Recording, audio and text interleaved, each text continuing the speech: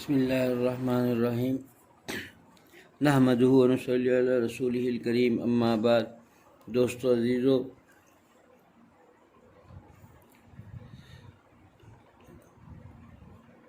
چند بزرگوں کا واقعات میں لکھا ہے کہ وہ موت کو پسند کر رہے تھے۔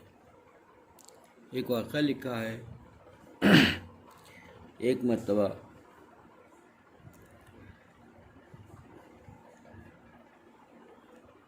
ایک صحابی نے کہا کہ موت تعاون کا زمانہ تھا، تعاون کے زمانے میں کہا کہ مجھے موت آ جائے، اے موت مجھے لے چلے جائے۔ تو ان کے چچا جان بھتیجے تھے، چچا کے بیٹے تھے، انہوں نے کہا کہ اے چچا جان، ایسا کیوں کہتے ہو؟ تم حضور اکرم صلی اللہ علیہ وسلم سے یہ بات سنی ہے کہ جو ہے موت کو تمنا نہ کرنا چاہیے۔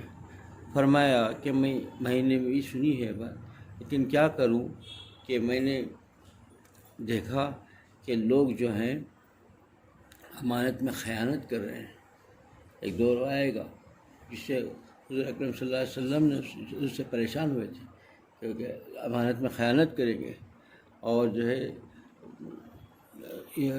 لوگ جو ہے سود کو پسند کریں گے۔ اور آگے فرمایا کہ دیکھیں لوگ نماز میں ایسے لوگوں کو آگے بڑھائیں گے جو خیرت تو اچھی نہیں پڑھیں گے، لیکن وہ ایسے راگ جیسا گانا گاتے ہیں اس طریقے سے پڑھے ہوں گے، ان کو آگے کریں گے صرف اس وجہ سے۔ تو میں سمجھتا ہوں کہ وہ زمانہ آ رہا ہے تو اس سے میں موت کی تمنا کرتا ہوں۔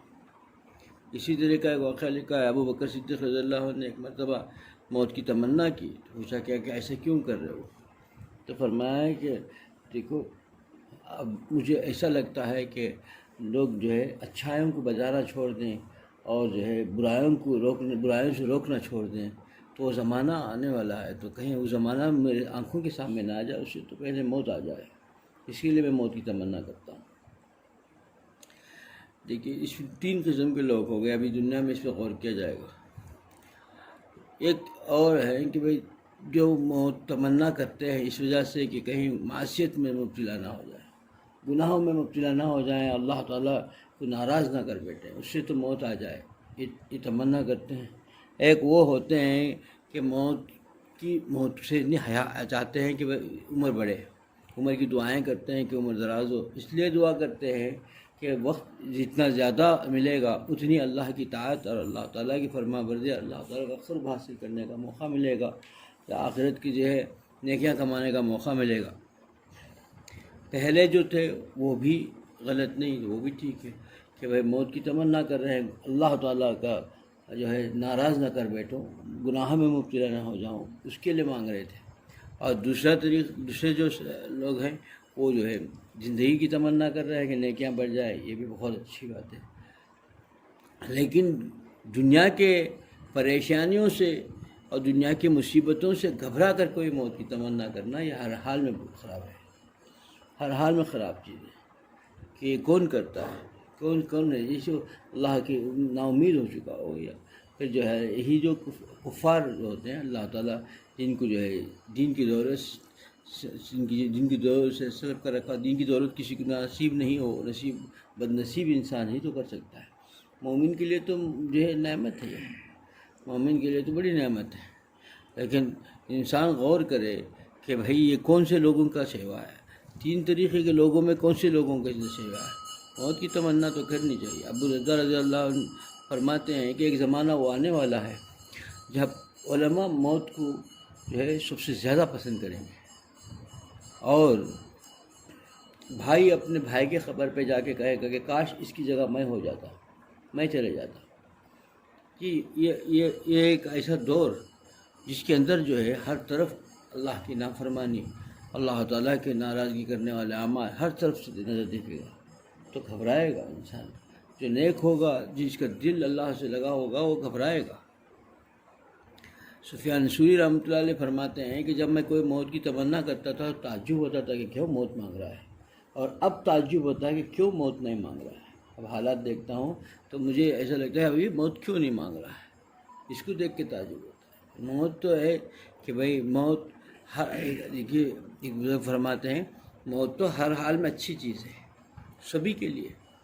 اب مومن کے لیے تو دیکھیے اس کے بعد جو ہے عافیت کا راستہ ہے, اللہ کا قرب کا راستہ ہے. اللہ تعالیٰ خود فرماتے ہیں کہ میں جو ہے مجھ سے جو محبت کرتا ہے اور مجھ سے ملنے کی جو تمنا کرتا ہوں, میں اس سے ملنے کی تمنا کرتا ہوں, میں خواہش کرتا ہوں. جب یہ بات ہے جب موت کو جو ہے وہ اللہ ان کے ملنے کا تمنا اور ملنے کا ذریعہ ہے, تو وہ جو اچھی چیز ہے مومن کے لیے.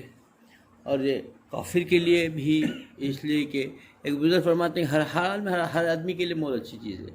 مومن کے لیے تو اللہ تعالیٰ سے ملنے کا ملاقات کا ذریعہ ہو گیا, اور کافر کے لیے تو کافر جو ہے دوزخ میں رہے گا, جتنا یہاں رہے گا اتنا عذاب بھگتے گا. وہ پہلے چلے گیا, اس کا عذاب بھی کم ہو گیا, تو اس کے لیے بھی اچھی چیز ہے. اور سب سے بڑھ کے سوچے کہ اگر آدمی آنے کا ہی ہوتا, جانے کا نام نمبر ہی نہیں ہوتا, صرف پیدا ہونا ہے مرنا ہی نہیں ہے, تو جگہ کہاں رہتی؟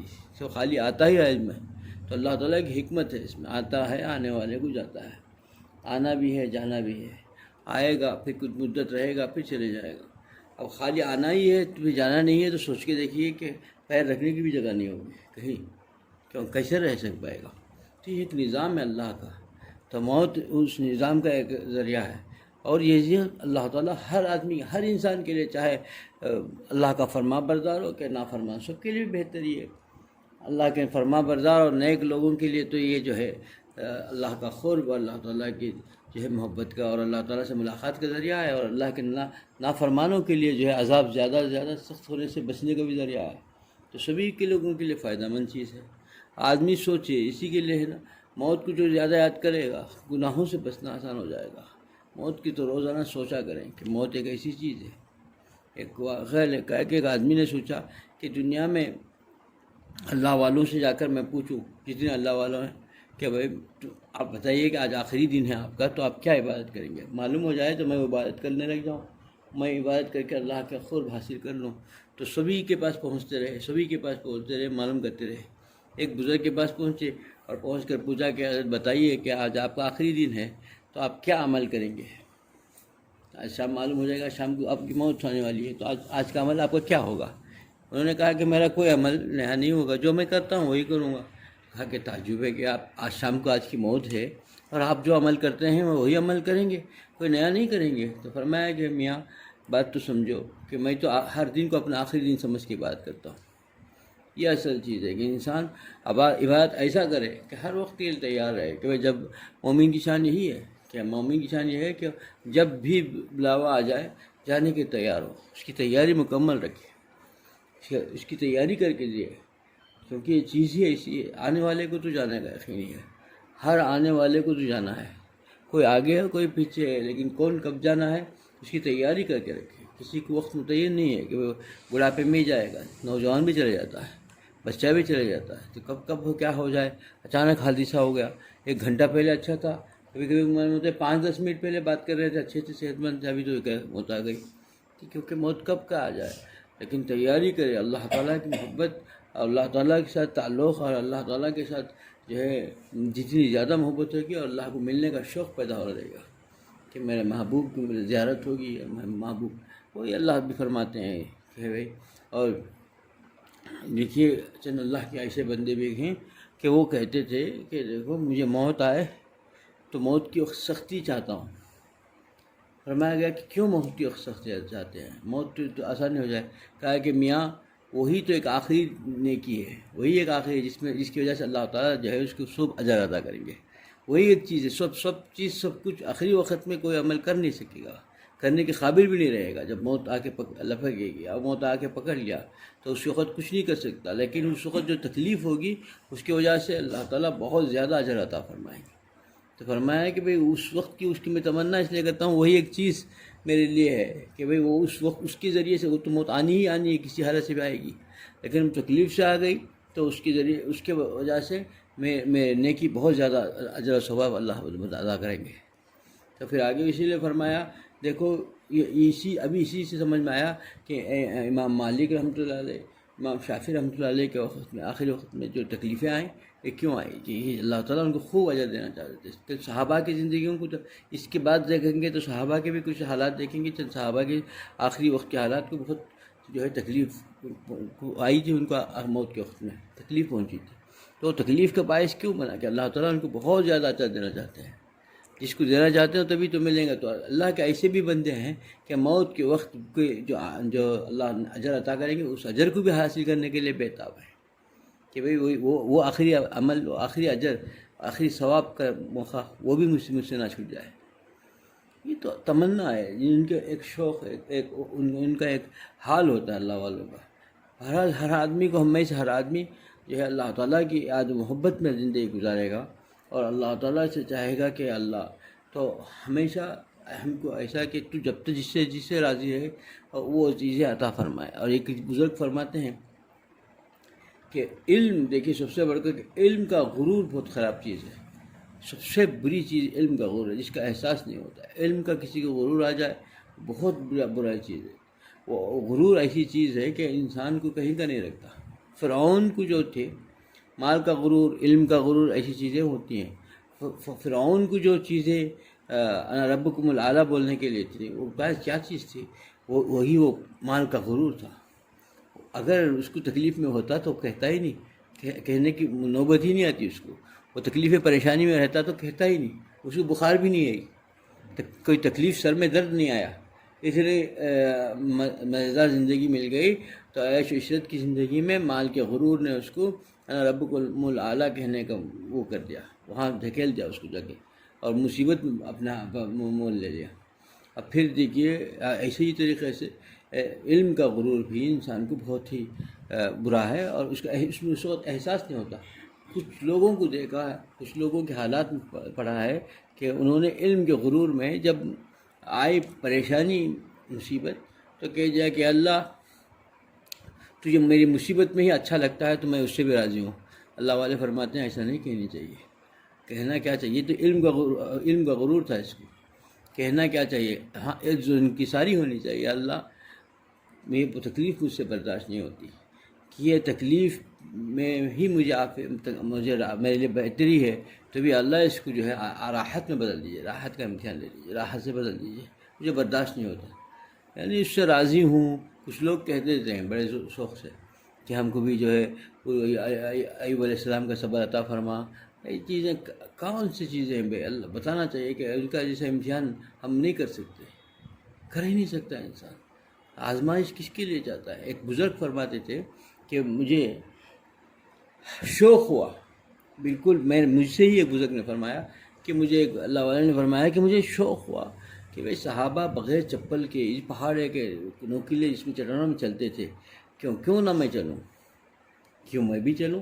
تو مدینے میں نے جوتی جو ہے گھر میں رکھ کے چلے گئے، اس شوق میں کہ میں بھی ایک وقت میں بھی بغیر چپل کے چلوں گا۔ میں ظہر کی نماز پڑھ کے کمرے میں آیا، پورے پیر میں آبیلے آ گئے، تڑپ گیا آدھے راستے میں، اتنا تڑپ گیا، اتنا رونے لگا، اللہ سے معافی مانگنے لگا، یا اللہ مجھے معاف کر دے، میں نے کیسی تمنا کر دی۔ تو انہی کے لیے تھا وہ تو بغیر چپل کی زندگی گزارتے تھے، پتھریلی زمینوں پر جنگ لڑتے تھے، دوڑتے تھے، چلتے تھے، پہاڑوں میں گزارتے، کیسے پتھروں میں۔ اب جو ماربل میں مدینے کے ماربلز لگے ہوئے ہیں اور بہترین فرش ہے، پورا روڈ میں بھی ایسا عالیشان وہ لگا ہوا ہے۔ انہوں فرماتے ہیں کہ بزرگ نے فرمایا کہ بہت پرانا واقعہ ہے، اب کا واقعہ مجھ سے ہی فرمایا تھا کہ میں جو ہے جو مدینہ پاک میں جو شوق پیدا ہوا کہ صحابہ کیسے چلتے ہوں گے، تو میں نے اس شوق میں چلنے کی کوشش کی، اور تو اس تمنا کر کے میں نے کیا کیا، چپل گھر میں رکھ کے نکل گیا اپنا جوتا، اور پھر میں ظہر نماز پڑھ کے گھر کے اندر آیا، آدھے راستے میں بہت رو رہا، زار و خطار میں آنکھوں سے آنسو تھے، اور پیر تڑپ گیا رہا تھا میں جل کر کے، اور میں گھر پہ پہنچا، پورے پیر میں آبیلے آ گئے، اور دوسرے خود نماز میں بیٹھ نہیں سکا، اتنے زخم جیسے ہوگا کہ اثر نماز پر مغرب نماز میں پیر بھی رکھنے کے قابل نہیں رہا، جب جوتی چھوڑ تمنا میں نے کیا کہی سی تمنا کری تھی کہ ایسی نہیں کرنی چاہیے، وہ ان کے اللہ نے وہ مقام عطا کیا تھا، اس کی چیزیں تھیں، اس لیے یہ شوق کا نہیں ہے بھائی، اس میں جو ہے اللہ تعالیٰ سے جو انکساری ہونی چاہیے، وہ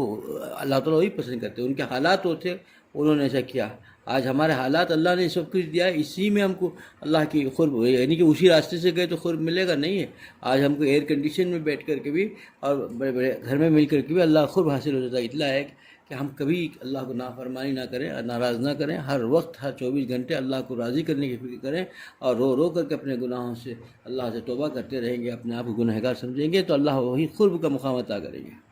ایئر کنڈیشن میں بیٹھ کے آرام سے بیٹھ کے پلاؤ کھا کے بھی اللہ کا ولی اللہ بن سکتا ہے، یہ نہیں کہ مجاہدہ کرے بھوکا رہے تبھی ہی ولی اللہ بنے گا، ایسا نہیں ہے۔